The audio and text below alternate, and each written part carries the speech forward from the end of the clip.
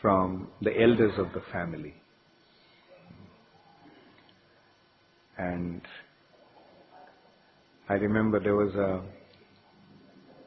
there used to be a big Ramayana, fat and big one, with many, many pictures. Although I couldn't read at that time, I used to go through those pictures. And just by seeing the pictures and hearing those stories, I became acquainted with Ramayana and also Mahabharata from a childhood. Maybe time has changed now in last 50, 60 years. But it is very important that we grow up with these understanding of the scriptures.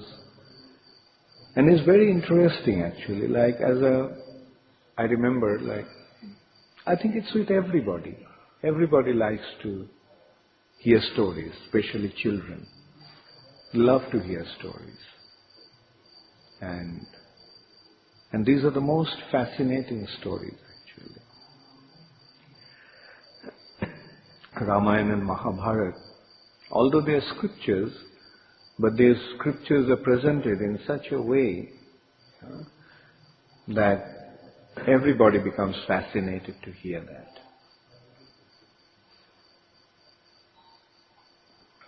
After all, what is scriptures? The scriptures is Krishna Katha, the activities about the Supreme Personality of God.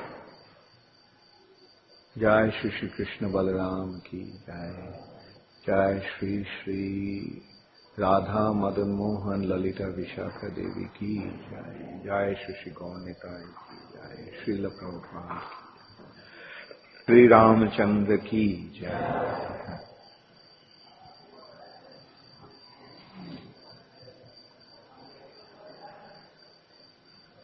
And also when I was young, one very popular song was Raghupati Raghava Rajarao. That was popularized by Mahatma Gandhi. He added a few things on his own, but the general song is Raghupati Raghava Rajaram, Patita Pavana Sitaram. Then he added things like Ishwara Allah Tere Naam Sabko Sanmati De Bhagavan. It's alright, it's nothing wrong. It's true, Ishwar and Allah is your name. And Sabko Sanmati De Bhagavan. Give everybody the right kind of consciousness.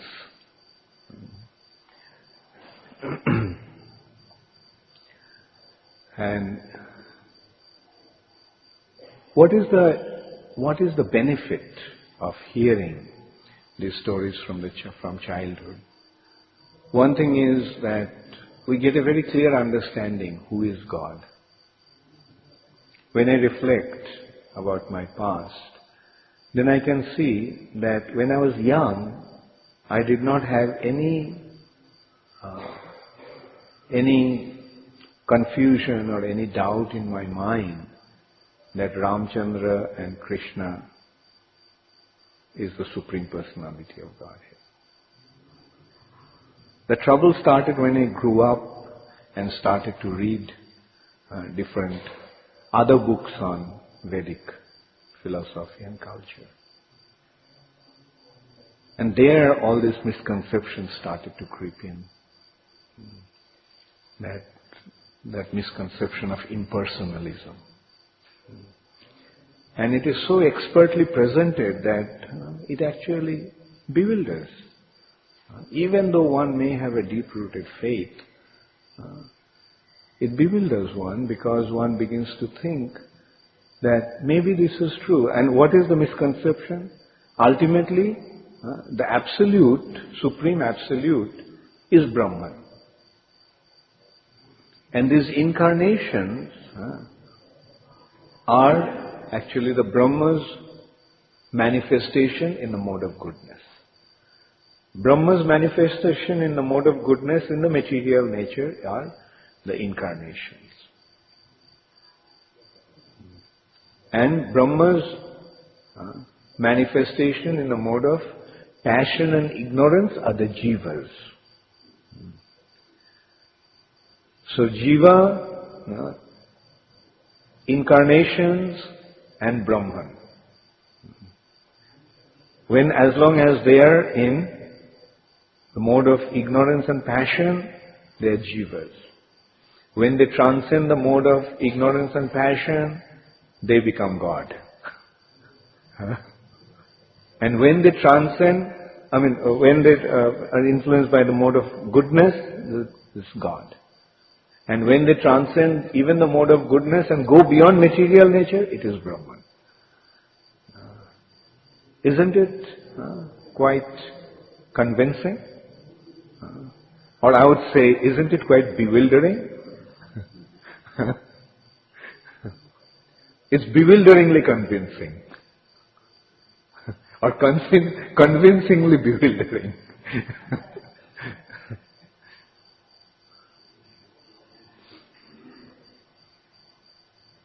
We are actually very fortunate that we came across Srila Prabhupada and his teachings. That's why all it needed is just to come in contact with Srila Prabhupada's books. I got the Nectar of Devotion. I was very fortunate to get the Nectar of Devotion. And from the very first page, what did I learn? What did I understand? Krishna is God. And what is liberation? There are 5 kinds of liberation. The Mayavadis talk about liberation, but here Prabhupada gives a very clear concept of liberation. Mayavadis just speak of liberation and they say the ultimate goal of life is to achieve liberation, to attain liberation. Mukti, moksha. And their understanding of mukti or liberation is to merge in Brahman.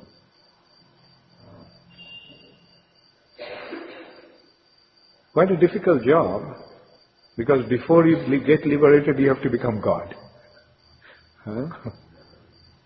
You're a jiva because you're in the mode of ignorance and passion. You transcend the mode of ignorance and passion and come to the mode of goodness, then you'll become God.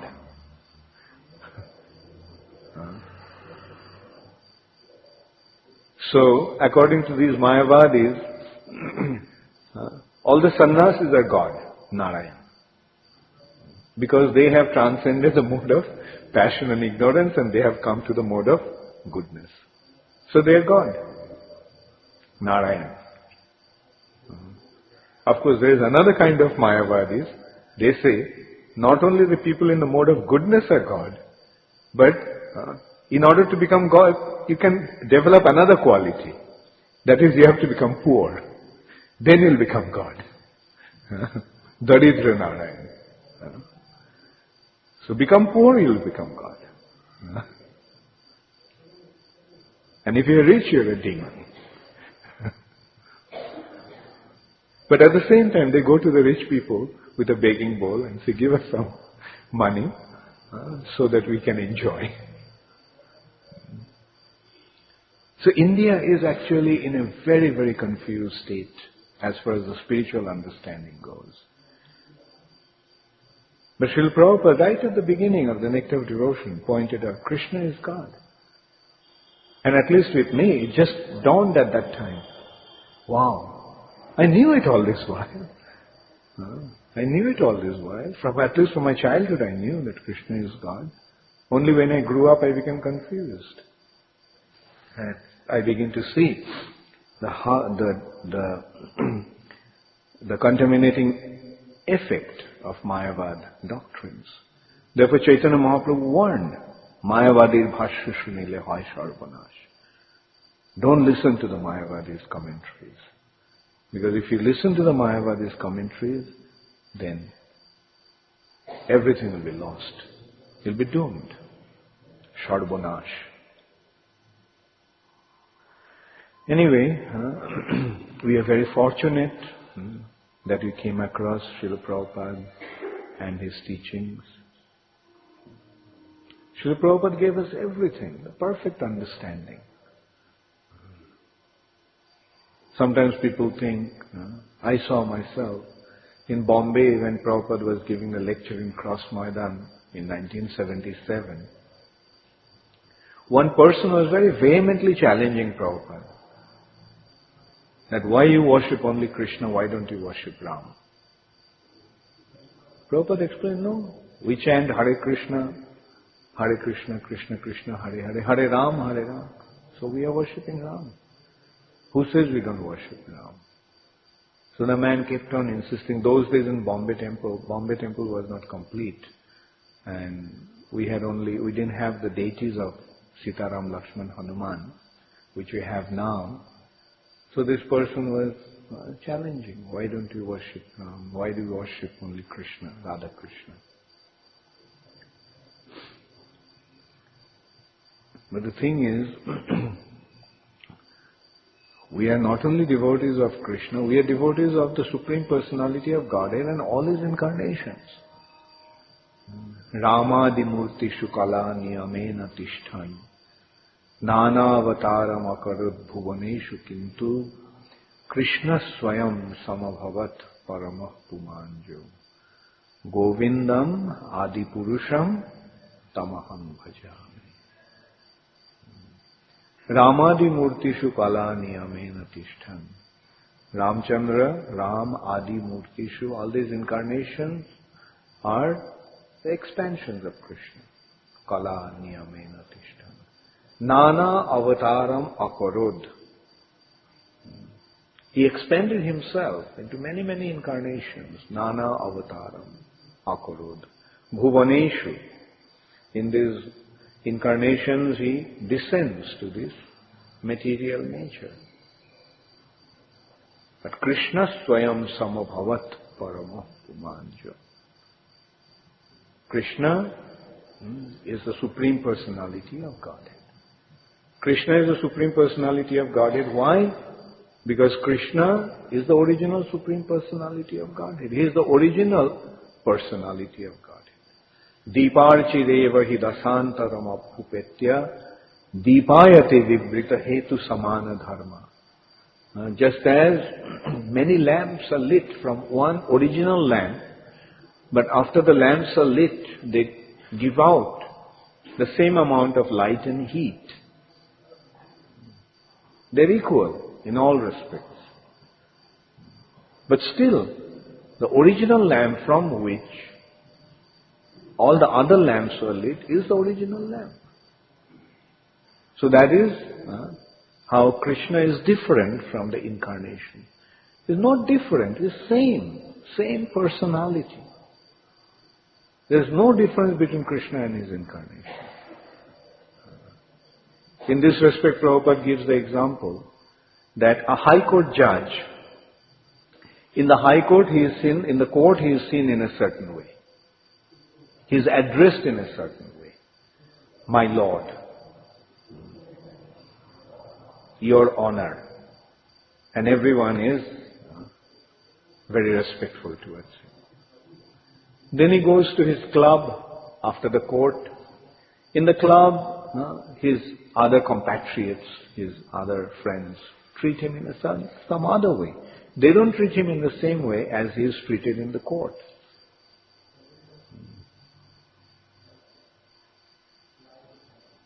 And then he goes home. And there, they treat him, his mother, his father, his wife, his children, they treat him in another way. So the treatment and appearance and even the names may differ in different places, but it is the same personality. In the court he is addressed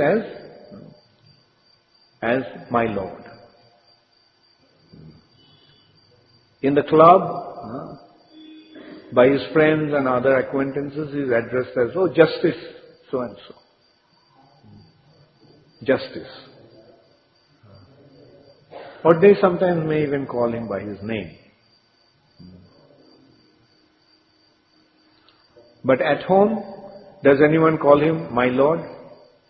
At home, does anyone call him Justice?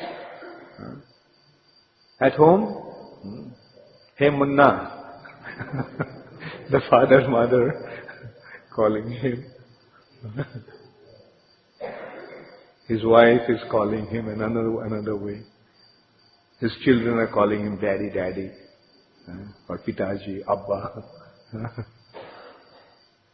So the same personality in three different places appears to be in three different ways.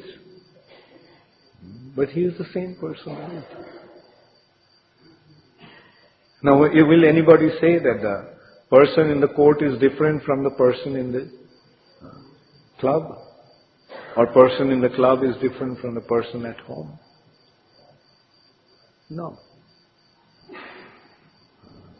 So similarly, it's the same personality manifests himself in different ways.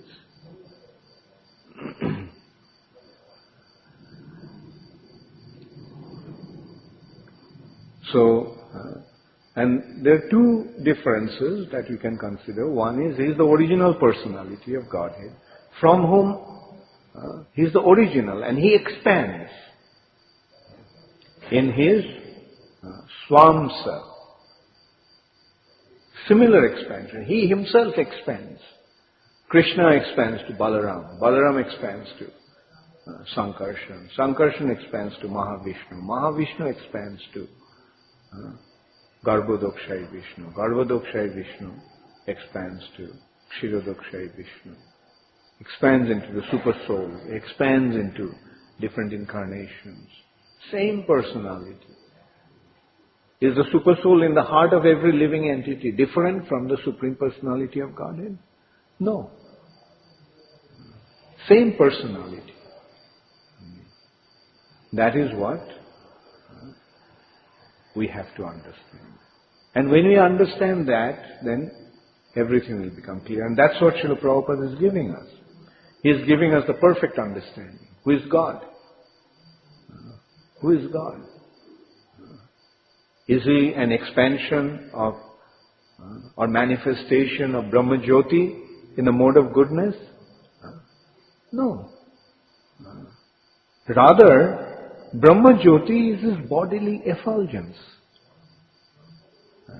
Brahma Jyoti is his bodily effulgence. Brahma Jyoti is Brahma, but he is the origin of Brahma. Brahmano hi pratisthaham. Pratishtha, he is the origin from whom Brahma actually becomes manifest. Yes, Brahman is there, but he is part of Brahma. He is the supreme Brahma. So why get stuck with just Brahma? Go into para Brahma. Brahma is the energy. He is the energetic. Can energy exist without energetic? No.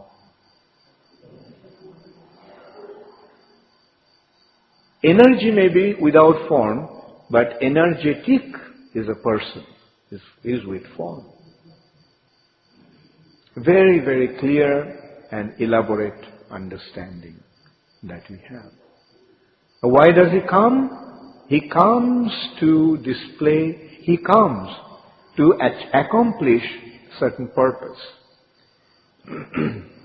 In this material nature, when there is a chaotic situation is created, when the law and order is broken, then he comes to establish the law and order. Yada yada hi dharmasya glanir bhavati bharatah abhuttanam adharmasya tadatmanam shrijam. What is dharma? Dharma is the law and order. Dharma is law. Law is given by the Supreme Personality of Godhead. Dharmam tu shakshad bhagavat pranitam. Dharma is the law given by the Lord. And when there is a law, that law must be abided by. Then only there will be peaceful situation in the society. When people abide by law, then what happens? Then everything goes perfectly. But when people break the law and order, then what happens? There will be chaos. Like we see that in Indian cities, especially in cities like Calcutta. For example, the traffic is meant to go in a certain way, in certain direction. If the traffic flows in that direction, then there won't be any problem. All the cars can move at a very high speed. But if the traffic doesn't follow the law, then what happens? The traffic rule is when it's a red light, the cars must stop. When there is green light, the cars can go. But if they don't follow this law, like people say, well, I don't care whether it's a red light or green light, I need to go, so let me go. Now what will happen? This goes to red light and somebody comes from the other road and bang, accident. Or at least, if not accident, a traffic jam. The green light, the road on the green light, the cars are supposed to move, and one from the red light just comes in the middle of the road. At least, if there is no accident, it will stop, and then what will happen? All the other cars will get stuck. Actually, we can see the result of not abiding by the law and order, especially in countries like India. Democracy has done one thing. Everybody is a king, everybody is a kingmaker, everybody is a lawmaker, so there is no need to abide by the law. Even the police don't abide by the law. And the result is chaos. Now that is the meaning of dharmasya glani. When the people don't abide by the law and order, there is chaos.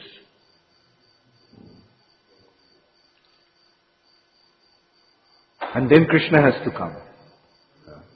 Dharma samsthapanarthaya.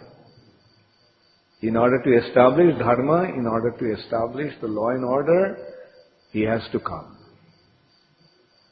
Sambhavami yuge yuge.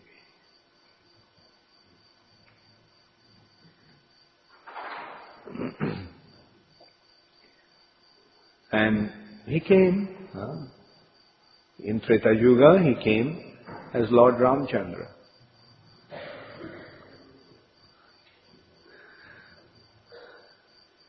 He appeared in the Raghuvamsa. He appeared in the Raghuvamsa. Therefore, he is known as Raghupati, as we sing. Saying Raghupati Raghava Rajanam, or Raghuveer, or Raghava. Jai Shri Shri Krishna Balaram ki Jai. Jai Shri Shri Radha Madan Mohan Lalita Vishaka Devi ki Jai. Jai Shri Shri Gaurnitai ki Jai. Srila Prabhupada ki Jai. Shri Ramachandra ki Jai. So Sri Ramachandra appeared, although he is the Supreme Personality of Godhead, he comes. Sometimes he takes birth, especially when he performs his pastimes as a human being. He takes birth because for human being to come here, he has to take birth. But not that he has to always take birth. Sometimes he comes as Nrsimhadev. Did he born from father and mother? No. Where did he come from? He came from a pillar.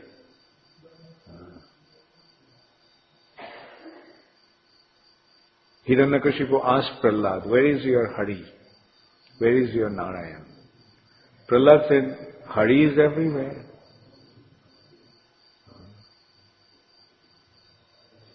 Then Hiranyakashipu asked, is your Hari there in this pillar? He said, yes, he is in this pillar also.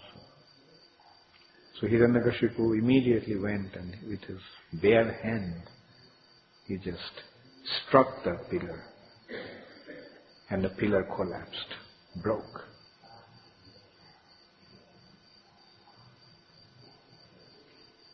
It's a stone pillar, huge, massive pillar. That shows how powerful he was.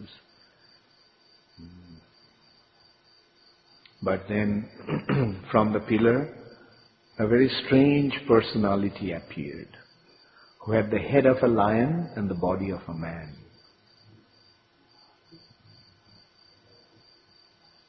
Then some other times also the Lord appears he appeared from the nostril of Brahma.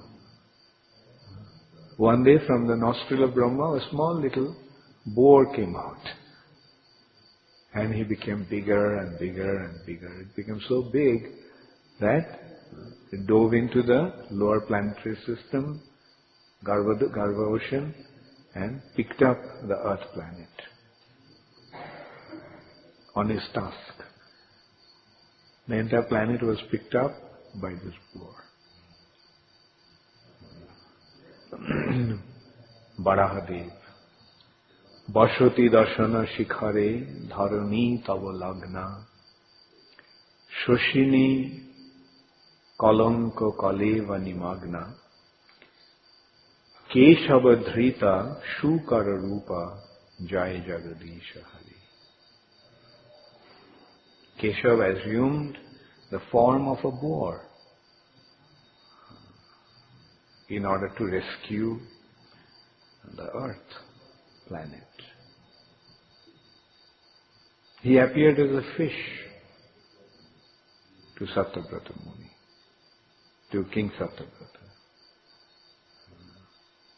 So, he can come. Sometimes he comes directly. Dwarka se chale Gopal, Garura ke bichhare, Chakra se grahaka mari, Gajaraj ko udhare. So Dwarka se chale Gopal. He went straight from Dwarka. When Gajendra, the king of the elephants, offered prayers, just when he thought that he was about to leave his body, when he was about to die, then he appeared. Gopal came directly from Dwarka, and Chakra se grahaka mari, Gajaraj ko udhare.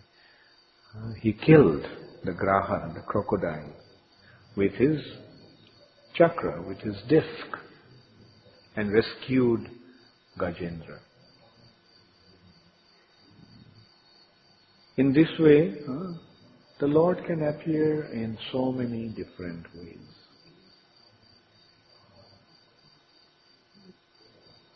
So he appeared as Lord Ramachandra. Lord Ramachandra is the Marjada Purushottam. He came to establish the Marjada, the law, the standard of following the Dharma. Dharmasya glani, disregard of Dharma, but now he came to re-establish the Dharma, to establish the Marjada of Dharma. Marjada of following the scriptures, Marjada of following the law and order. Therefore, Lord Ramachandra, in his pastimes, is very strict. He did not, in any occasion, he disregarded the tenets of the scriptures. Whereas Krishna is the Leela Purushottam. He is just performing his pastimes in order to give pleasure to his devotees and in order to enjoy the bliss of this loving exchange. Krishna doesn't care what people will think. Krishna is not concerned about the moral codes. That's the difference between Lord Ramachandra's pastimes and Krishna Chandra's pastimes. Lord Ramachandra is married to just one wife, Sita Devi. That's it. Although the Kshatriyas could marry more than one wife, but Lord Ramachandra came to establish the perfect standard, so he would not marry other women.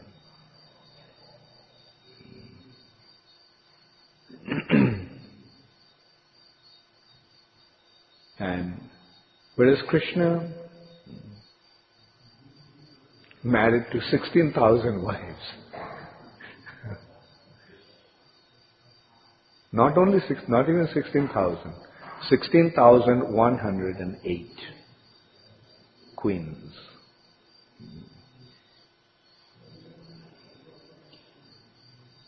And at least in Dwarka he got married. In Vrindavan he didn't even bother to get married. He's dancing with a whole lot of unmarried girls and even girls, those who are married to others.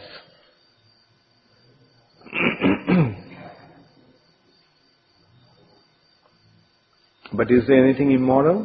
Where is the consideration of immoral with the Supreme Personality of Godhead? Like if somebody enjoys his own property, can there be anything wrong in that?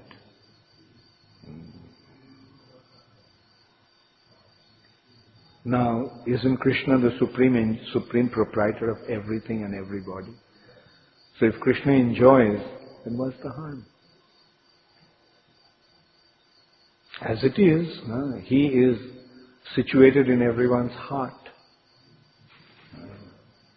He is situated in everyone's heart. So he is most intimately related to everybody in any case.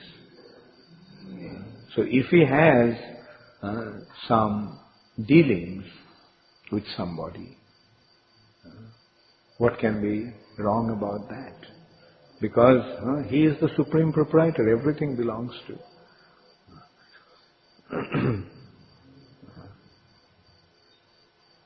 Like there's a consideration, like Krishna is dancing with the gopis.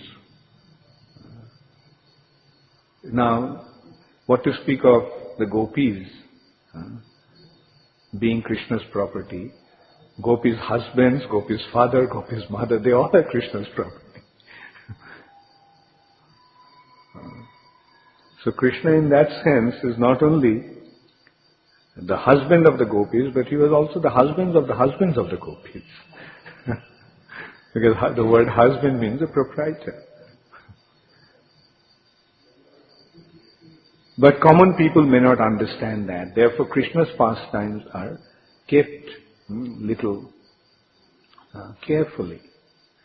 Therefore it has been thoroughly instructed, don't delve into Krishna's Vrindavan pastimes without proper guidance, without proper understanding, because it may be confusing, it may be misleading.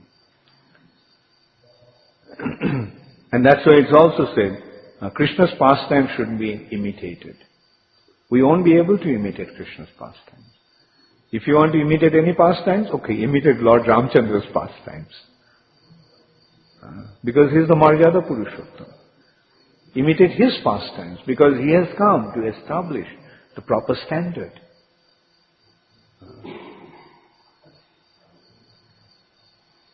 So, and that's why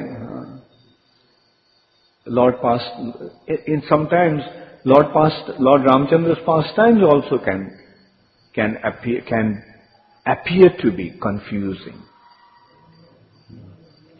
People sometimes question why Lord Ramachandra banished Sita Devi.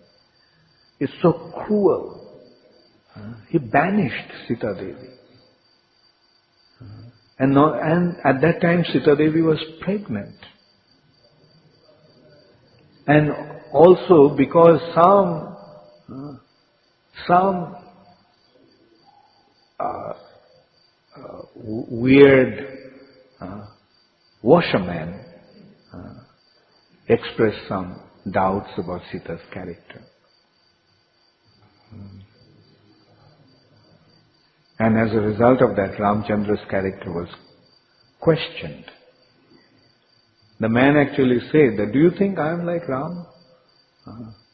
You'll fool around with other people and I'll still accept you?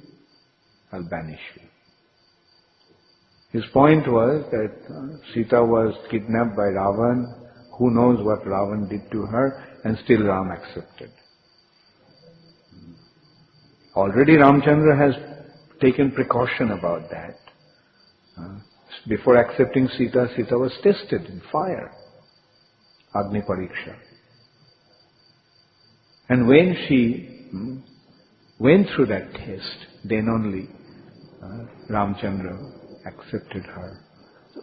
Of course, again we have to remember that these are the pastimes of the Lord. Pastimes are like a play on a stage. It's a play. Lord is playing a drama on this stage of this planet.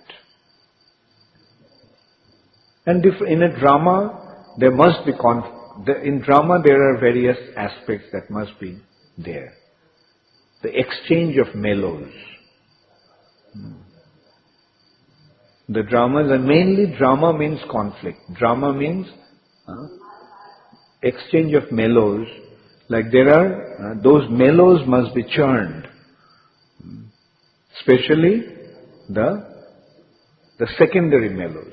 There are principal mellows, 5 principal mellows. Those mellows are Shanta, Dasya, Sakha, Vatsalya and Madhur. Neutrality, servitorship, friendship, parental and conjugal.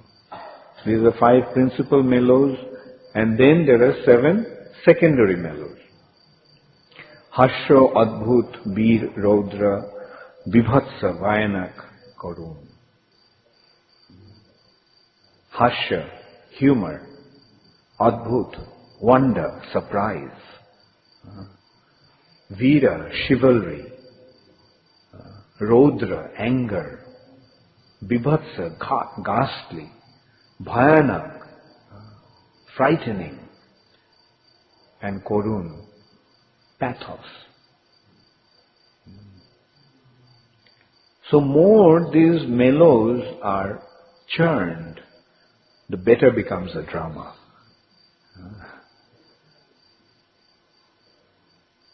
In dramas you'll find humor. There's some comedians. They can't make you laugh. Then in drama there must be surprise.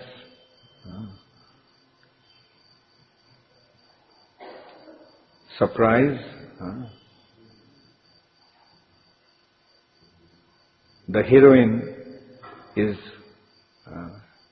thrown from the skyscraper, and then just Superman comes and catches her midair, and everyone gets so excited. Wow! Surprise! Everybody was thinking, "Oh, now she is finished. She will die. She is falling on from the top of the Empire State Building." But Superman came just flying in.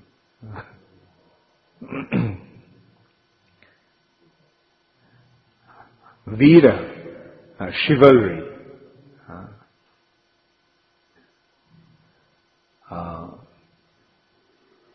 That chivalry, the hero is so powerful. The damsel in distress, the hero just goes and beats up all the miscreants who are causing trouble. 25 of them, and he alone just finishes them off.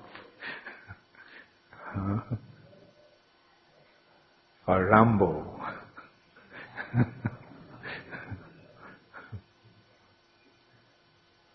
And so these are the... and so one of them is Karun, the pathos. Lord Ramachandra is playing in such a way that people cannot restrain their tears. Their heart breaks when Ramachandra is sending Sita away. Sita didn't know that she was being sent away. Ramachandra told Lakshman that you go send Sita to the hermitage. One day, Ramachandra was passing by the hermitage on the bank of the Saraju river, and Sita expressed her delight in seeing the beautiful atmosphere of the hermitage, so beautiful garden atmosphere with huts, cottages on the bank of the river where the sages are practicing their spiritual life. So, Ram told Lakshman, just take her to the hermitage because she wanted to, and just leave her there. Sita didn't know that she was being banished like that.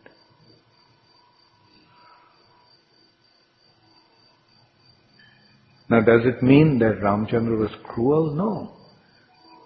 Ramachandra was so attached to Sita. This is also his pastimes.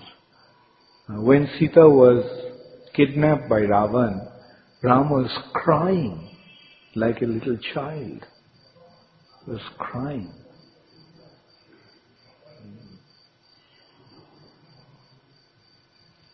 Now, sometimes people may wonder why God is crying like that. Therefore, it is important to understand that these are the pastimes. He is playing the role. Although He is the Supreme Personality of Godhead, He is acting like a human being to teach the human beings how to behave, to teach the human beings what to be like.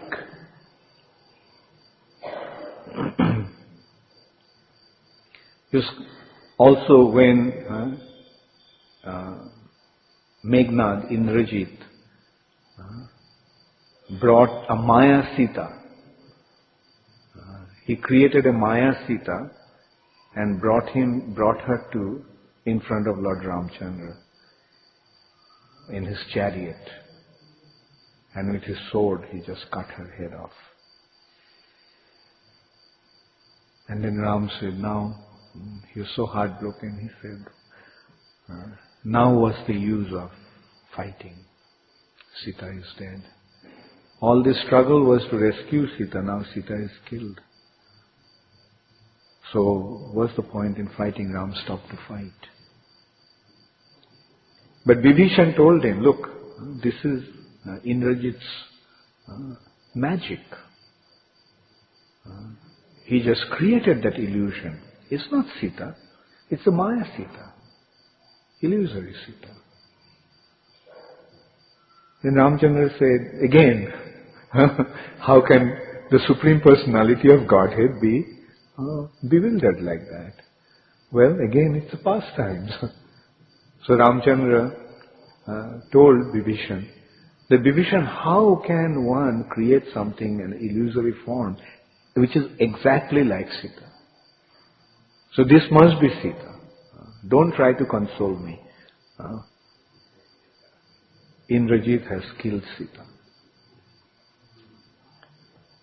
Then Vibhishan reasoned with him. He said, look, what to speak of creating that illusion, actually from the sacrifice, from Yajna, the similar form can be created. You look exactly the same. But still Ram wouldn't listen. So Vibhishan said, okay, I will prove, I'll show it to you. So right there the arrangement was made to make a sacrifice. Yajna Kunda, like Vibhishan told Hanuman, get some firewood. So Hanuman got tons and tons of sandalwood for the sacrifice, just in no time. And Vibhishan made Lakshman the hota, the performer of the sacrifice. and Lakshman was performing the sacrifice. Then Agni Dev came. So Agni Dev appeared there from the sacrificial fire and said, "Tell me, what can I do for you? What do you want? I am prepared to do anything that you want." Vibhishan said, "I don't want anything. I simply wanted to show Ram that how from the sacrificial fire the same form can appear. Identical form."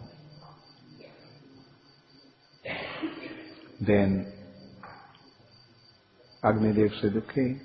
So he said, "Create the form of Sita." So he didn't create only one Sita, he created 8 Sitas from that fire. Then he expanded into another 108 forms, multiplied by 108. And then multiplied by another 125, 16,000. So 16,000 Sitas appeared. Looks exactly the same, with the same complexion, with the same features.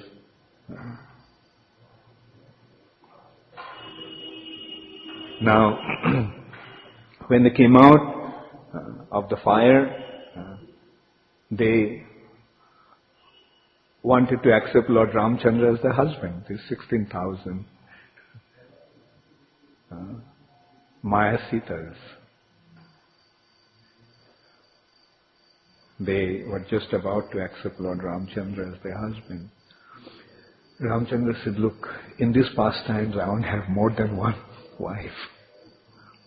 But in the next pastimes, when I come, then I'll accept you as my wives."